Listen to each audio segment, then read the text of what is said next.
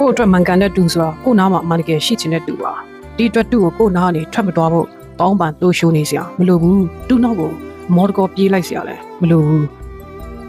တူစိတ်ထဲမှာကိုဟာဘယ်လိုမျိုးလဲလို့တွေးပြီးမှလည်းစိတ်ပူစရာမလိုတကယ်လူမှန်တယောက်ကပြဿနာအမျိုးစုံရှိနေခဲ့တဲ့တိုင်အောင်ကိုနားကနေထွက်ခွာမတော့ဘဲနဲ့ကိုနဲ့ဆက်ဆံရေးတစ်ခုပြေးလဲဖို့စ조사ဖြည့်ရှင်းနေတဲ့လူဟာတကယ်လူမှန်ပါပဲလူနှစ်ယောက်စလုံးမှာအစဉ်ပြေအောင်ညှိနှိုင်းချင်တဲ့စိတ်ရှိနေလို့ရှိရင်ဘယ်ပြဿနာမဆိုအတူညှိနှိုင်းပြီးဖြေရှာပြီးဖြေရှင်းလို့ရပါတယ်